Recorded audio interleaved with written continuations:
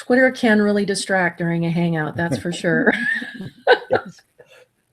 Good morning, everybody. I'm here with Frank Strong. Frank and I have known each other for quite a long time, and he was a frequent guest on the Friday Hangout. And I really appreciated a post that Frank wrote recently about how employees are the secret sauce to content. And so, Frank, why don't you give us a little bit of background on what you're doing and where you're working and how this all relates to you? Yeah, so I am a public relations professional with, as you know, a keen interest in content marketing. I think that's sort of the future, and I think PR and content marketing go hand in hand. I work for a big company. That company happens to be LexisNexis. I represent one division within that company. So it's been an interesting process in terms of how we develop content across really a large global organization. And I've come to the conclusion, as you sort of stated in the opening, that the key to that is employees. Okay, so let's elaborate on what you mean by that. Do you mean by employees creating content or sharing content? How does that work? So it's a little bit of both. I think marketing and PR tend to think, and in general, tend to think about the content creation process, right?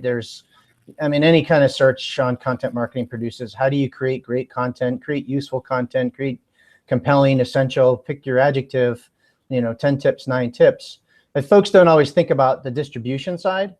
And what I have found through trial and error, and it's really important to point out that it's really been 2 years in the making, is that I'm getting a solid foothold by focusing on distribution and seeing the rest fall into place. And do you put processes into place so that employees know how to distribute the content and what they should and shouldn't be saying?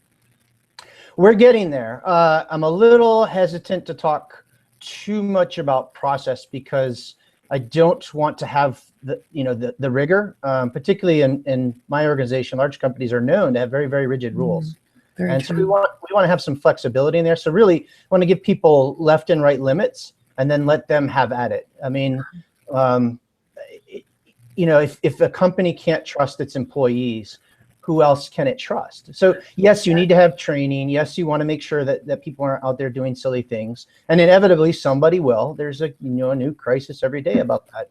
But I think it builds on, trusting your employees, giving them the right tools and the direction and letting them go from there. Well, and doesn't it tie into some of the passion that the employees have for the company? When I do consulting like this, I find that I'll go into a company and you can always identify a few people who are really evangelists for the company. They believe in the product, they believe in the brand, they love their jobs, they're excited about it, and they want to share it. And sometimes they just don't have the tools to share all of the current messaging. Yeah, I think that's right. And on top of that, you have the corporate brand police that step in and say, why are you talking in public, right? So it just shuts people down. Why do you want to squash that enthusiasm? I think there's probably one critical point where it really sort of dawned on me. It must have been 5 or 6 years ago. I was at a conference for PR News, and there was a guy on stage. Sorry, I cannot remember who it was, but he was a crisis PR expert, and he was talking about how to respond in a crisis. And one of his things was like, you turn to your employees. If you can't turn to your employees, who else can you turn to in a time of need? And so that's really what has, in many ways, started shaping my views and in effect, what I've been doing on a day-to-day basis for the last couple of years. So how do you deal with the naysayers, and particularly the legal team, who often, will say everything has to be approved before you can share it? So how do you deal with that CXO level in the legal team to be comfortable with this? Well, I think, first with the legal team, it's really important to have a relationship. And I think marketing and particularly PR people will find that they have an awful lot in common with the legal team. We are the folks on both sides that get tossed over whatever anybody else doesn't know how to solve, right? Don't know how to solve it, get an inquiry, don't know how to solve it, send it to PR. Get an inquiry, don't know how to solve it, send it to legal. They'll figure it out. So there's a lot of common denominators. And I think if you understand what the legal team is trying to do, which is to protect risk, right? They're worried about risk. You can work with them and get around that. So I don't see legal as an obstacle. I think it's just a matter of working with them, building a working relationship. Mm-hmm. With executives, I think that's a huge challenge. And for me, what I have found is finding an executive sponsor. And I want to qualify what I mean by executive sponsor. I don't mean somebody that's going to get on Twitter, your CEO on Twitter, or start writing blog posts for you, because it's not going to happen. What's important is your boss or someone on the executive team that clears your path, removes the obstacles, and allows you to do what you need to do to get this content marketing piece off the ground and then grow it from there. And when you can do that and you can start to show data, folks start to get on board, and you start winning them over one at a time, and then you build on it. So you really need that one person who's going to advocate for, yes, this is going to work. Even if they're not going to produce content themselves, they're really supporting the effort. And then that kind of takes the pressure off everybody else to be able to play and not feel like, you know, they're really going to get in trouble. Yeah, I think that's right. And it doesn't have to be somebody that believes in it wholeheartedly. I think that's one of the things you alluded to. But it's somebody saying, hey, let's, no, but it means somebody that's open to experimentation. Right? Let's try new things. Let's have an open mind.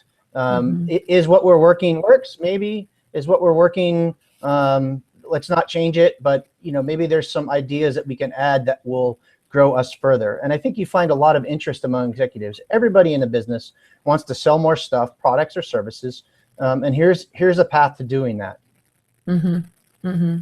So can you talk a little bit about maybe some obstacles that you've encountered and overcome along this road? Yeah, so this is really this stuff that I want to talk to. I think the biggest challenge I faced is, how do you get people involved, right? I think the post that you alluded to earlier was talking about scale. Everybody wants to scale, and a lot of the focus is on technology, right? Bots that can write, there's all kinds of tools that can aggregate it. But I think for really passionate information about your company, as you mentioned earlier, it comes from your employees. So employees are the key to scale. And what I found is, in 2 years of trial and error,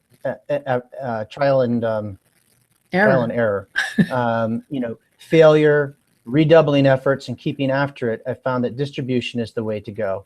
And the way that I've been able to do that is by, building out some statistics, making a case bit by bit and getting people on there. So, for example, when I started, I was a lone wolf, right? Nobody else really wanted to play.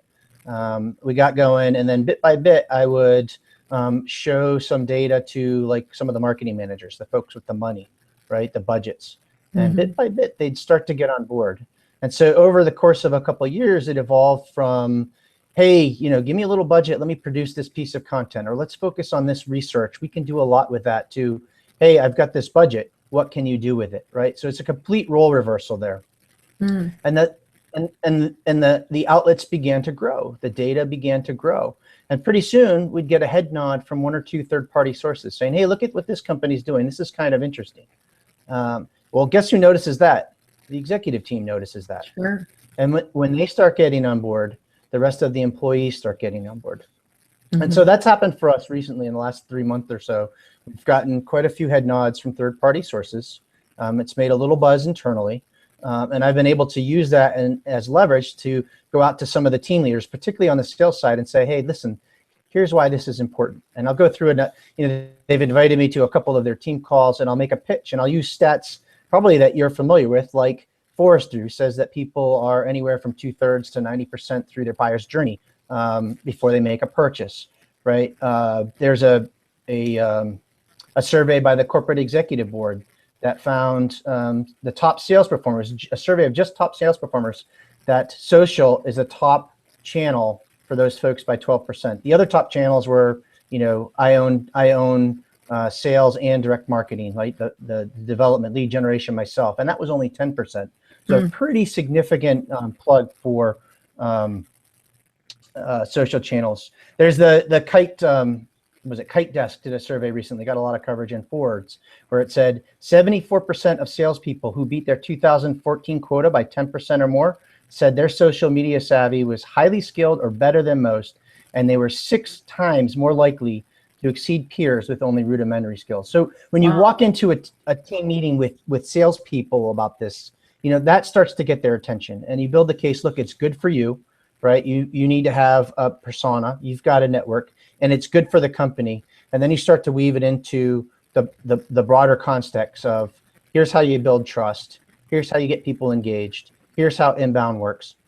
And you move from there. I could tell you one of my favorite stats is one from personal experience. It was from a previous company where we could definitively say people who engaged our content were 50% more likely to make a purchase. Wow. That's a fact. And it is, and it starts to get these folks on board. And okay. so, sorry, please finish. Go ahead. Go ahead. I've been babbling. Well, no, because I'm going to go off on a segue, so finish. when you get the sales team interested in this sort of stuff, in the distribution, like, hey, I should be sharing content, and here's how I can do it. Suddenly, other good things start to happen. People start to come to you and say, hey, how do I get involved? I'd like to write a post. Or, hey, here's an idea. And I'll be like, great, let's do an interview. Let's talk to you. I had a senior sales leader from a team come to me the other day, say, hey, I want to write a monthly column. I'd like to write it for this publication. I'm like, fantastic. Let's set up a call. Let's do a brainstorm and get you a list of ideas. Those are the sorts of things that weren't happening 2 years ago, and they're happening now because of the path that we've taken. That's really exciting. I should say the path we've stumbled upon. No pun intended.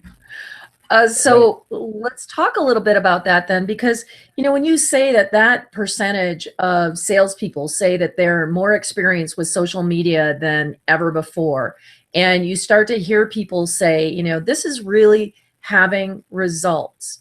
When you look back over those people and you look at those results, are they coming from developing thought leadership? Is it being generous with content?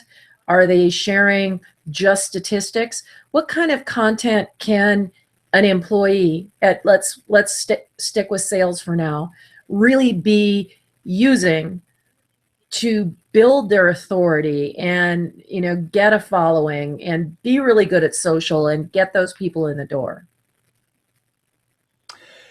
I have found it is just the opposite. It's not that marketing or PR needs to go out and build or help a salesperson build audiences. A lot of these folks, particularly in my industry, they've been in the industry for 10 or 15 years. They have tons of contacts. They have really good networks.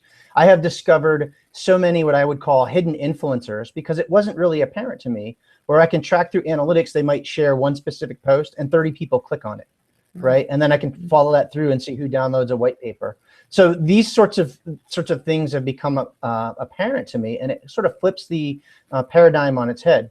In that case, that one salesperson that can share a piece of content, get 30 people to click on it, is also starting to write posts because she's been around here so long. She's helped customers through implementations as an account manager. She has a breadth and depth of knowledge that is far deep I would ever be able to produce, right? She's encountered problems. She's encountered the same problems 10 times over. She can bang out a post about the 5 most frequently asked questions, you know, in the matter of 30 minutes. So it's really fantastic. Yeah, and that's just the domain expertise of that one person, right? So when you look at a larger corporation and you've got a lot of people with expertise in different areas, you know, if you're not dealing with necessarily a company like yours, but maybe a technology firm that's, you know, building, maybe it's Cisco, letting engineers get into the game. And even if, you know, they don't feel like they can create the content, finding ways, as you said before, to interview them or other ways to get that knowledge from them and then get it into the stream and get people sharing it. Yeah, so I'm a big believer in, you know, I think it's the CMI model, the institute model of attract, convert, retain, right? And segmenting content along those lines and then segmenting it for audience, say at a simple level, an executive, a mid-level manager, and then someone that's entry level. And I think it's a recognition when you start mapping that out and developing an editorial counter that marketing can't produce all of that. And the folks that have the knowledge are support, who answer all kinds of customer questions. It's the professional services people that know how to customize projects and technology for customers. They've done it a million times. The engineers in terms of, you know, how do you develop a product, right? Giving people a look behind the glimpse. So I think all of that is very important, and it plugs into a different spot on a matrix along that attract, convert, retain. The second thing I'd say is everybody is good at doing something. Now, they may not be able to write a contributed column, but your finance folks, they're pretty whiz-bang with an Excel spreadsheet, and they're pretty good at developing those spreadsheets and turning them into charts that are useful in PowerPoint, which can easily be adopted for SlideShare. Of course, you want to take out any sensitive data. And the same is true across any number of functions. It's a matter of tapping into those folks and allowing them to use their skills. And we think of content, it doesn't have to be text. It could be a Google Hangout like you're doing now, or a video interview. There's a number of ways to elicit that information from the subject matter experts you have in different categories.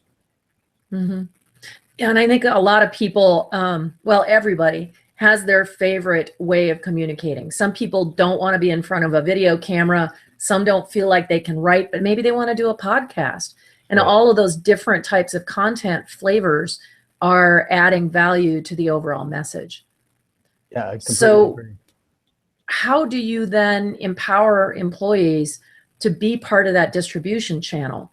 And do you do that by, creating content and then sharing it with appropriate people and asking them, or how does that work? Yeah, so we are using a specific tool right now that I have grown very fond of. It's called People Links. People links. People Links. People as in people, and LINX.com. And there's a number of other tools like it that are out. It's a young company. They've started in a couple different ways, and they're really moving into the social selling space. What I see it as is a link between internal and external communication. So the problem for a lot of companies, particularly the one I work for, is we have a lot of digital content. We have so many on so many different sites, it's hard to find. Where do you go to find all that? I worked for a $30 million startup. I would have sales people. I didn't see that. Where is that? So what People Links is a single source of information where we can load content. They can peruse it online if they wish, make it part of their process. Maybe they spend 15 minutes in the morning or afternoon or a couple times a week. It doesn't have to be intrusive. They all have got busy schedules. And it will also send an email out to folks once a day with all of the recent content. And that could be any matter of them logging into this platform every day, perusing what's going on in the organization, and choosing what they want to share with their networks, what meets their networks. And what's especially beneficial about this is if you're in the small business segment and there's content in there from large law, there's an education value in that they have awareness of what's going on in other businesses and looking for synergies merely by logging in and looking at this website. Maybe they don't want to share that information, and that's fine. Hopefully next week we'll get something that works for them, but it at least keeps them informed. Of course, there's analytics and metrics that go along with it. So that's really the route that we're going. That's getting people excited about sharing content. I can write status updates for them. They can choose to use it or not. They can write their own if they wish. So there's a lot of flexibility on how they want to do it, but that's getting people excited. It's producing data. And like I said, that leads to things like other folks asking, hey, how do I get involved? As opposed to in years prior, months prior, I would go out to someone and be like, hey, you got to help us with content. Help us with content. You're really smart. And people are like, I'll email you God, something. yeah, I got so much to do. I don't want anything in with it. So this is kind of coming at things from a very different way. And they're like, wow, this distribution thing works. And, I'm really getting some success here. I'm helping out the business. I'm helping out myself. Hey, is there a way for me to get more involved? Wow. Well, I'm glad you asked. Let me show you how. Funny you should ask that. Right. Well, that's really awesome, because that's always been the barrier, right? Is that people say, I don't have time. I'm already doing a full-time job. I don't want to dig through all this stuff. And, even sending emails or creating intranets where people had to go and look, I think the easier you can make it for them, the easier it's going to be for them to participate and be part of the process. And then also feel like they're part of the success because they can actually see it happening. The statistics, right, the analytics are really, really nice. I'm gonna have to take a look at that. So what do you do with the analytics? Is that something that you let everybody know about?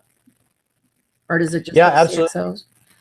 No, that's a key point. So definitely very transparent with the analytics. I share those with sales leaders once a month, usually by email. I'll do a monthly recap of all of the things that are going on, and that will include analytics from this particular platform, analytics from Google Analytics, right? And we're beginning to get to a point where we have Eloqua implemented.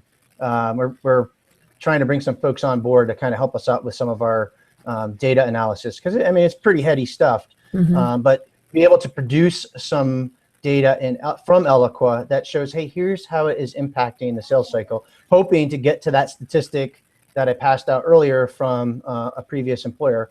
I know it works. I know we're going to find stuff like that. I just need to help, surface that information. But absolutely post that publicly. And then the other key point is, as some of the leaders have gotten on board, is taking a moment to recognize those people that contribute. So we have a monthly town hall. It's put on by the business unit leader. I'll make one slide that lists all of the people that contributed. And so he'll go through that in the town hall and recognize those individuals that went above and beyond. Those are individuals outside of marketing that went above and beyond to help. And it could be anything: webinars, contributed content, quotes, interviews, whatever it happens to be.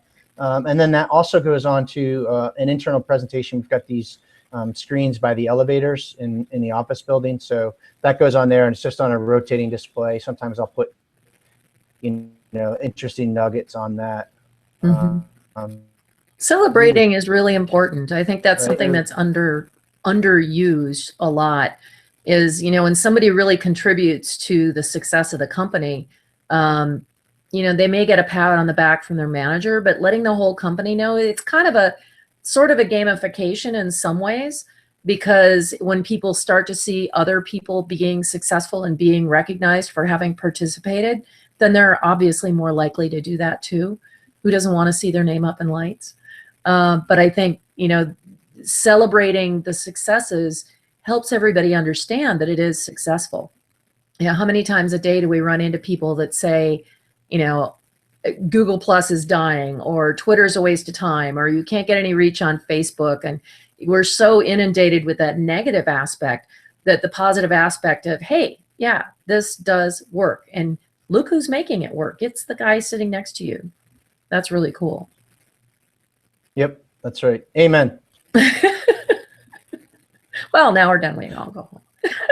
So let's talk about training a little bit. Do you help people understand how to use the networks and best practices? Yeah, a little bit. So really in two ways, not too formal now. There are other folks in our business that do this for other divisions. They've got really formal programs for really social selling that they're rolling out. In my division, what I'm doing, I started, we have an internal blog site, kind of an internal communications platform. It's built on SharePoint, for example, for anybody that's interested. It's just an internal blog, and I've started a series designed for sales, right? And it's a lot of how-to stuff. And it's stuff that, you probably read on a blog in 2008, right? But, they're new to it. It's new for them, so you need to explain. So it's inherently valuable. I'm doing an awful lot of calls with team managers, and that's both to, stoke the interest, to get folks involved, and it's a little bit of how to. And then for a lot of folks, particularly on a case-by-case basis, I'll do a one-off presentation. And I'd add to that, there's another extension here that's interesting, is that we have this whole ecosystem of certified partners for one part of our business, right? And so we had a little conference for them, and the organizers decided they're going to give me a session, and I did a session on content marketing 101 for these guys. Like, look, here's why it's important for you, and what I'll do for you is, A, if you're working on something, I'll help you out. If you want to kick around an idea, I'll help you with it. And B, I'll push you out an email once a month with a whole bunch of resources, infographics, surveys, data, things that you can use in presentations to develop your own. And so that is something that we started in the last year, and that's really taken off. And what's interesting is, like, they're certified partners, so they're not part of our company per se, but they really are, right? We're all on the same team.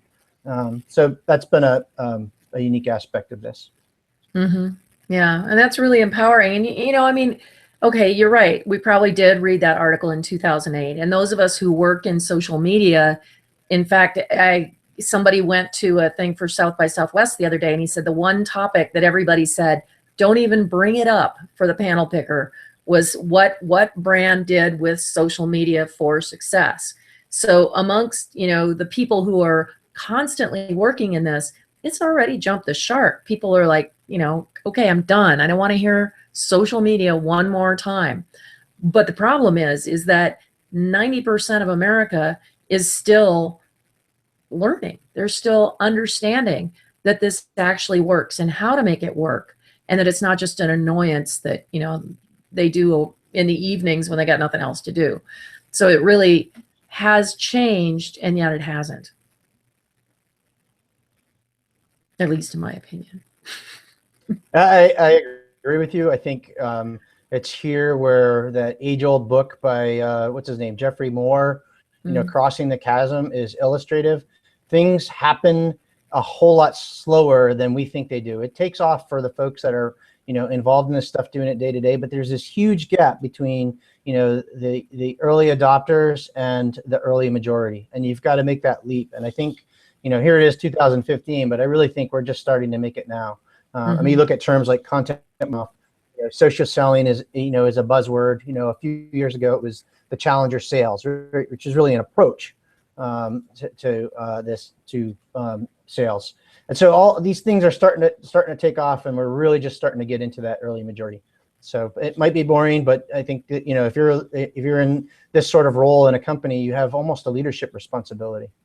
Oh, I think definitely you do, because it's like you're sharing a lot of statistics, and not just here's the latest information within the industry, but here's how we're doing, and here's what's being successful.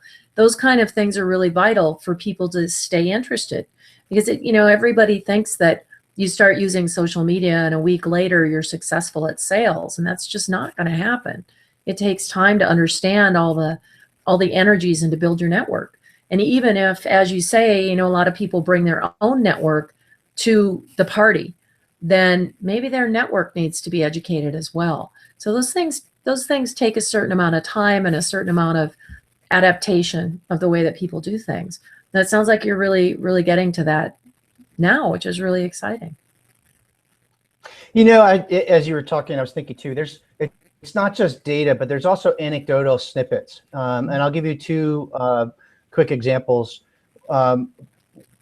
We have a lot of rules in our company, and there is a lot of rules around email marketing specifically. And part of that is by virtue of the industry that we're in, and the company that we are and who we are, and they're all there for a very good reason. But what happens sometimes is there's of a market segment that we literally cannot touch. You can't reach them. You can't send them an email. And so fairly recently, we've been able to do some interviews with folks in that market that we were unable to touch. And then I can take that and go to a sales leader and say, look, this is a category that we cannot reach. Now they're starting to come to us, and they're interested in, and they're coming to us because they're interested in what we have to say, and they find value in the content that we're producing. And I can see elements of that anecdotally on social media. I keep real close track of who's following us, who's engaged with us, and I'll just pull out a screenshot and send that in an email, right? One off isn't going to help, but when you do that over time and time again, meanwhile you're building analytics, it really starts to sink in. Yeah, and I think that helps inform your content marketing plans too. I mean, as you start to see who's responding and how they're responding and what they respond to, and that really takes a very present mindset, that you're really sticking with it. You're not just throwing out the content and hoping for the best. You're really looking to see who's responding to it in real time and also retroactively. Where did that go? How many times did that link get clicked? With things like Bitly, for example, every once in a while, I'll find a post all of a sudden has had a resurgence, and I can track it back to see where that got retweeted or reshared, and then see what the progress of that was. And that's really huge information to really be more mindful about how you put your messaging out there and make sure that it's hitting the people that you want it to hit, and that they're actually feeling like they can respond to it. And I think that's a big thing too, is that you got to leave room for people to respond.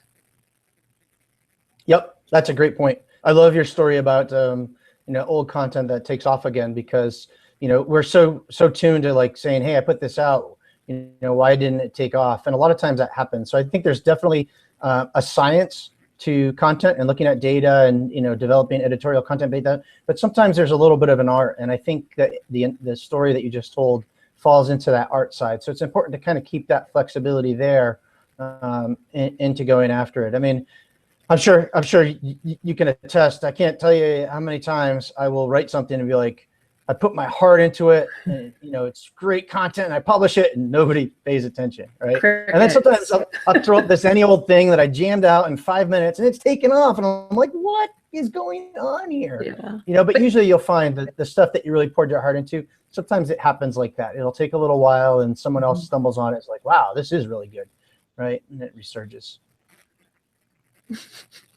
But I do often find that the things that, you just kind of, something makes you react, and it makes you react really passionately, and people respond to that passion. So, those things that you just kind of blurt out, they aren't really thoughtless. They're really very thoughtful, and it's really focused on that one thing. And sometimes they're a lot more focused than the ones you think about. I know for myself, sometimes I'll create a post and I'll end up spending hours researching it. And there's so many data points in it that they're very hard to digest. So then I have to chunk those up and take one little bit and put it out to Twitter and LinkedIn and Google Plus and Facebook and find out what people are responding to get them to the post, because there's so much there that it's a little overwhelming, and that's not always good. Yeah. And sometimes there's an opportunity to repurpose that, right? You got to, I mean, anytime you ever publish anything, you go back and look at it and think, God, I could have done that 20 times better. Well, do that. If you did a post, you put a lot of work into it, or a white paper or a contributor, or whatever it is, and it didn't really take off the way that you thought, take a look at it in 3 months and try it again. And sometimes you can have better success with it. And maybe times have changed where people are a little more interested in that particular topic, or they know more about that particular topic. Like social sales is a buzzword now, but gosh, okay, go back in the history of sales forever, and it's always been social. It's always been, I know what you like, I know what you want. I've got something that I think is really going to make your life better, and I really care about whether it does make your life better, then I'm going to buy something. But if you're just like, hey, buy this, that's just, it's not going to work. And I think that's something that all salespeople need to learn about social, that it's really about the relationships, the networks, the engagement, much more than it is a direct sales tool.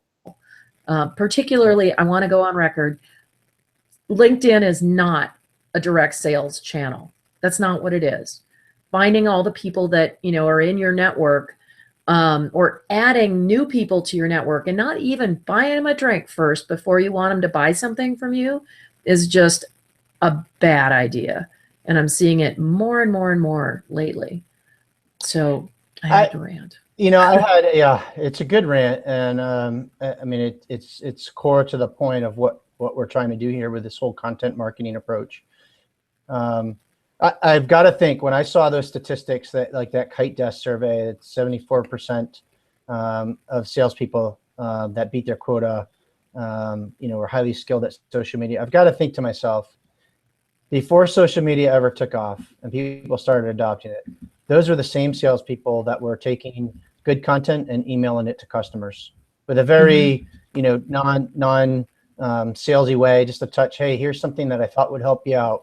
Let me know if you want me to follow up. I've got to think that's true, right? So those are the people that kind of grew up with those skills. And before email, it was a phone call, right? Hey, how can I help you today? What problems are you working on? As opposed to the number of calls that we get today. I mean, you get them every day, and like it's a sales pitch, and you're like, well, what connection do I have to you? And well, we just want to talk to you and show you this stuff.